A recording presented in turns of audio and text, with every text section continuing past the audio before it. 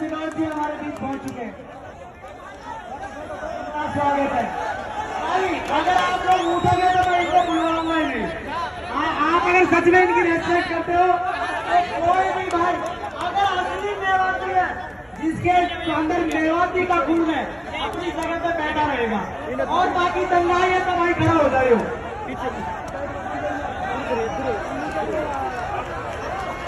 कोई भाई चिल्लाएगा नहीं। हमारे बैठे हैं हमारा सम्मान बैठा है और हमारा अनुशासन ही जिता पाएगा। अगर मेवाती का खून हो तो एक जगह बैठे रहेंगे, शांति से सुनेंगे। समय का शॉर्टेज है, वक्त ध्यान रखें।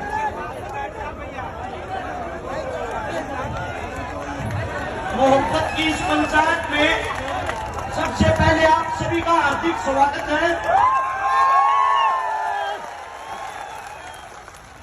अरस शिकारा की तरफ से आप सभी के चरणों में हाथ जोड़कर राम राम, सत श्री अकाल, अस्सलाम वालेकुम। आप लोगों का प्यार दिखाई दे रहा है, लेकिन एक चीज मेरी तरफ से हाथ जोड़कर आप सबसे विनती है, सिर्फ 2 मिनट के लिए सब चुप होकर बैठेंगे, कोई ताली नहीं बजाएगा।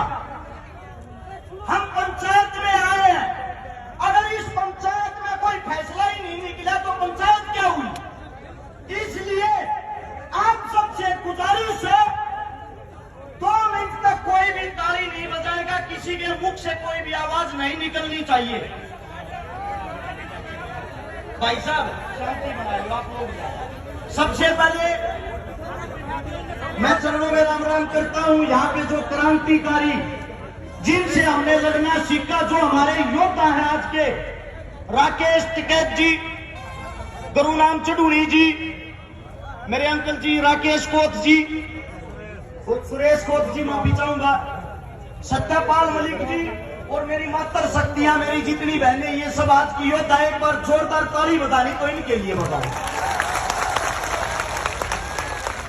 अब बात आती है, हिंदुस्तान था जब हम सब एक थे, आजादी के बाद हम हिंदू मुसलमान कैसे हो गए। हमारे को सर्टिफिकेट कौन बांट रहा है, वो संघ जिसने अंग्रेजों की खाकी चड्डी पहननी शुरू की। खाकी चड्डी पहनकर वो संघ हमारे को सर्टिफिकेट दे रहा कि तू हिंदुस्तानी है, तू हिंदू है, तू मुसलमान है।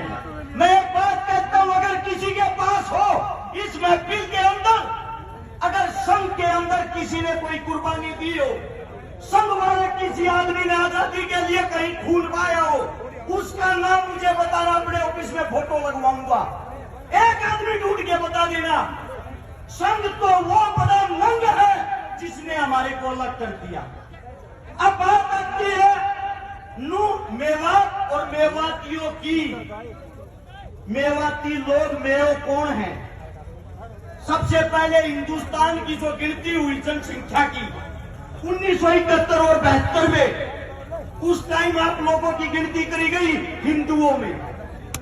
1901 में दोबारा से गिनती हुई। आप लोगों को अंग्रेजों ने बोल दिया, भैया आप हिंदू नहीं हो, आप तो मुसलमान हो। इनकी गिनती कर दी मुसलमानों में। फिर 1926 के दौरान, 25 और 26 के दौरान इन पर ठप्पा लगा दिया कि आप सब मॉडर्न हैं। भाई साहब मैं बैठा दूंगा, नच्चू बैठ जाओ, नीचे बैठो, शांति बना लो यार, कमाल कर रहे हो, अपने आदमी प्रोग्राम बिगाड़ोगे। हाथ जोड़कर विनती, आवाज नहीं आनी चाहिए, आप सभी से विनती है।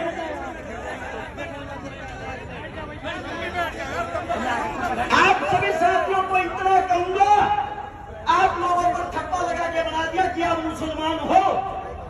1947 में जब हम आजाद हुए, आजाद के बाद एक मिनट, हमारे बीच में एक गुजरों को टोल किट के रूप में इस्तेमाल करते हैं। यहाँ मेवात में एक बड़े भाई, वैसे तो मैं भी आपके बीच में गुजरी था, पर गुजरों की तरफ से प्यार मोहब्बत का पैगाम लेकर उत्तर प्रदेश से समाजवादी पार्टी के विधायक चौधरी अतुल प्रधान जी हमारे बीच में प्रधान जी, प्रधान जी का स्वागत है। वापिस आते हैं मुद्दे पे। 1947 में हमें आजादी मिली। यहाँ से मिट्टी खोद के देख लेना, इस मिट्टी के अंदर हिंदू मुसलमान सिख ईसाई सबका रक्त मिलेगा इस आजादी के लिए। लेकिन उसके बाद ऐसी क्या बात आई कि हिंदू और मुसलमान हमेशा के लिए एक दूसरे के दुश्मन हो गए। जवाहरलाल नेहरू और मोहम्मद अली जिन्ना दोनों को राजनीति का कीड़ा था, दोनों को प्रधानमंत्री बनना था। जिन्ना को बोले अपने मोमडन मुसलमान एक तरफ ले जा और न्यारा पाकिस्तान बना ले, तेरे को प्रधानमंत्री बनना, तू वहां बन जा। और जवाहरलाल बोला मैं हिंदुओं पर राजनीति करूंगा, इनका प्रधानमंत्री मैं बनूंगा। दो देश अलग हुए सिर्फ राजनीति के लिए। जब राजनीति के लिए दो देश अलग हुए, हिंदू मुसलमानों में इन लोगों ने इनकी तुच्ची राजनीति ने मारकाट मचवा दी। उस मारकाट के अंदर मेवात का भी नंबर आता है। जब मेवात का नंबर आया, मेवातियों को बोला गया हिंदुस्तान को खाली करो, यह आप लोगों का देश नहीं है, पाकिस्तान चले जाओ। दिल्ली से रेल के अंदर बैठाते थे, आप लोगों को पाकिस्तान भेज देते थे। उस वक्त मेवातियों ने कहा हमारा हिंदुस्तान है, हिंदुस्तान किसी के बाप का नहीं, हम रहेंगे हिंदुस्तान में। और अगर पाकिस्तान लेके जाना है तो हमारी लाश को लेके जा सकते हो, जिंदा मेवाती को नहीं। इस बात का पता लगता कि मेवातियों ने जिद पकड़ ली। देश के सबसे बड़े नेता उस वक्त के बापू गांधी को बुलाया गया कि यही मना सकता है इन लोगों को और कोई नहीं। ये हकीले हैं, ये जिस चीज पर अड़ जाते हैं जान दे देते हैं, वापिस नहीं हटते। आपके मेवात नू के अंदर घासेड़ा गांव है, वहां पे बापू गांधी जी आए। गांधी ने आप लोगों को मनाया, तुम्हारे को अच्छी सुविधा दिलवाऊंगा, अच्छी फैसिलिटी दिलवाऊंगा, आप लोग यहां से पाकिस्तान चले जाओ, वापिस आ जाओगे शांति होने के बाद। ये गांधी के शब्द थे। उसी वक्त एक मेवाती बुजुर्ग ने खड़ा होकर कहा गांधी जी हमारे को हमारे देश के अंदर मिट्टी दे दो, मिट्टी नसीब करवा दो, वो काफी है, देश को छोड़ के नहीं जाएंगे। ये बात सुनने के बाद गांधी ने ऐलान किया मेवाती हिंदुस्तान की रीढ़ की हड्डी है और मेवाती यही रहेगा। अब बात आती है आप लोग पिछड़ क्यों रहे हो? मेवात की खबर पढ़ के देखते हो कभी? हमारी साइड जो अखबार आता है, टीवी आता है, उसमें दिखाया जाता है मेवात मिनी पाकिस्तान है। मेवात के अंदर तो बलात्कार होते हैं, मेवात के अंदर आदमियों को काटा जाता है। हमारी नई यूथ युवा पीढ़ी उस अखबार को पढ़ती है, कच्छेधारियों की बातें सच मान के उस पे अमल करती है। उनको यह दिखाई नहीं देता इस देश को जो हाल में चला रहा है, सरकार चलाने वाला जिसका नाम है नरेंद्र मोदी, भारत देश का प्रधानमंत्री, जिसकी जो जाति की अगर बात आती है, जिस जाति में उसने जन्म लिया, मैं मोदी साहब से पूछना चाहता हूं, मोदी साहब आप खुल के सबके सामने क्यों नहीं बताते आपकी जाति क्या है? आपने किस जाति में जन्म लिया है? तेली जाति में। और तेली जाति 1947 से पहले मुसलमानों के अंदर आती थी, 47 के बाद उन्होंने हिंदू धर्म में कन्वर्ट किया। अरे आप देश के मुस्लिम परिवार में पैदा होकर या हिंदू मुसलमान करवा कर हमारे को मरवाना चाहते हो। अब बात आती है कमी की। कमी कहाँ है सिस्टम में? कमी है आप लोगों के अंदर, कमी है हमारे अंदर। वो कमी क्या है? भगत सिंह, राजगुरु, सुखदेव लाहौर जेल के अंदर जब फांसी तोड़े जा रहे थे, उसके बाहर, जेल के बाहर लाखों आदमियों की भीड़ थी। सब उनको क्रांतिकारी मानते थे, सब उनको देशभक्त मानते थे। वे लाखों आदमी बाहर चिल्ला रहे थे इंकलाब जिंदाबाद, भगत सिंह जिंदाबाद। लेकिन एक भी आदमी के अंदर इंसानियत नहीं थी।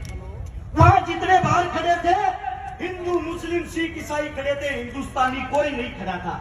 अगर वहां हिंदुस्तानी खड़ा होता, उन सब की ताकत एक होती, वे लाखों आदमी उस जेल की एक एक ईंट उखाड़ते, जेल का नामो निशान नहीं मिलता। और आज भगत सिंह, राजगुरु, सुखदेव तुम्हारे बीच जिंदा होते। वही हालात आज है आप लोगों के लिए। जब हम बोलते हैं, बोलने से पहले तो हर्ष शिकारा सबका, बोलने के बाद बात आती है तो जात जाति से है। और जात हिंदू थे ही नहीं। कमाल है भाई, हमने हिंदुस्तान के लिए जन्म लिया, हिंदुस्तान के अंदर जन्म लिया है। हमारे बुजुर्ग हमारे सामने बैठे, हमारे काका ताऊ, ये रोज लठ रोड़ा पर जब लठ खावे इनको बोलते हैं ये तो देशद्रोही है। मैं पूछना चाहता हूं, जब बॉर्डर पर कोई बेटा कोई बच्चा शहीद होता है, आप लोगों ने उसकी जाति क्यों नहीं दिखाते? आज तक क्या किसी गुजराती बाबू ने सरहद के ऊपर लड़ाई लड़ी है? आज तक क्या किसी गुजराती बाबू ने हिंदुस्तान के लिए शहीदी दी है? अरे लड़े हम, मरे हम, देश को चलाए हम और देश के राजा वो। आप लोगों के अंदर कमी ये है, आप अपने आप को नहीं पहचानते, आप अपनी ताकत को नहीं पहचानते, आप अपने बच्चों को आगे नहीं बढ़ने देते। ये कमी आप लोगों में। जब आपका बच्चा रोड पे मरता है, 2 आने के तुझ भैये आपके बच्चे को हिंदू मुसलमान बना के मार देते हैं, आप भी उस राजनीति में फंस जाते हो। आप लोगों के अंदर ताकत नहीं है क्या? आप अपने खून को भूल गए क्या? या आप धमकियों से डरने वाले हो? अगर धमकियों की बात करो, मेरी औरत जब मैं घर से निकलता हूं ये कहती है पता नहीं वापिस आएगा या नहीं। मेरी औरत जिसके साथ मेरी शादी हो रही है, उसके पेट में दूसरा बच्चा है, मेरे को यह भी यकीन नहीं है मैं उसका मुंह देख पाऊंगा या नहीं। जिस दिन से नूह मेवात के ऊपर मैं बोला, मैंने शुरुआत की, ऐसी ऐसी धमकियां ऐसे ऐसे आदमियों की, सुबह मार देंगे शाम मार देंगे, फिर भी मैं एक बात कहता हूं इस सरकार को, समय तुम्हारा, राज तुम्हारा, हिम्मत है तो मार लेना। अगर मेरे बुजुर्ग जाग गए, इनका समय आ गया, इन लोगों ने हमारे को ताकत दे दी, हम भागने का मौका नहीं देंगे। फैसला आप लोगों ने करना है। अरे इस देश का राजा किसान होता है, किसान। इस देश को संभालने वाला किसान का बेटा जवान होता है। और आप लोग अपनी ताकत भूलकर हिंदू मुस्लिम जाट ब्राह्मण में फंसकर उन लोगों के बहकावे में आए हुए हो। चारों तरफ से धरती माप लेना, हर 7 किलोमीटर पर एक मंदिर मिलेगा, हर 12 किलोमीटर पर एक मस्जिद मिलेगी, हर 5 किलोमीटर पर पीर बाबा मिलेगा। मैं आप सभी साथियों से एक बात पूछना चाहता हूं, सच बताना, दिल से बताना, क्या एक भी हिंदुस्तान का राजा शिक्षा, स्वास्थ्य, रोजगार, पढ़ाई लिखाई की बातें करता है? जरूरत ही नहीं, क्योंकि उनको मजा आ गया है। हिंदू मुस्लिम उनकी खुराक हो गई है। आप लोगों को लड़ाओ, कुर्सी पाओ और फिर आप लोग भाड़ में जाओ। अरे आप लोग कब जागोगे? मैं आप लोगों से सिर्फ एक बात कहना चाहता हूं, अगर आप लोग इस मेवात की पंचायत को बिना किसी निरीक्षण के वापिस अपने घर चले जाते हो, आपके बेटे, आपके उन बच्चों की उम्मीदें टूट जाएंगी जो आज हमको धमकियां देते हैं। उनकी धमकियां सच हो जाएंगी। और आप लोगों में एक कमी है, जब आप लोगों की कोई लड़ाई लड़ता है उस वक्त तो आप टांग खींचते हो, और जब आपका बेटा, आपका बच्चा मर जाता है तब उसकी आप मूर्तियां बनाते फिरते हो। अरे जीते जी अपने का हाथ पकड़ के क्यों नहीं जीतते, टांग पकड़ना छोड़ के? मैं सभी साथियों से ये कहता हूं, जो भी बुद्धिजीवी बोले वो बातें मुद्दे की करे, हिंदू मुसलमान की करे, नूह मेवात की करे, ताकि सरकार को पता लग जाए जो आप भगाने वाली कला सीख रहे हो वो अब नहीं चलेगी आप लोगों की। और एक नारा जोरदार, हम सब एक हैं। मैं बोलूंगा हम सब, आप लोग बोलोगे एक हैं।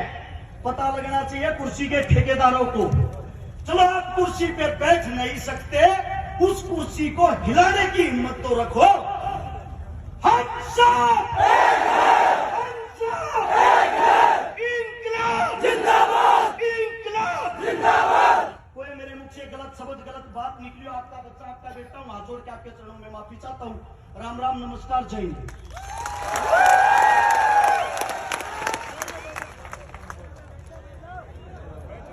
जी बहुत बहुत धन्यवाद। आदरणीय राजा राम जी।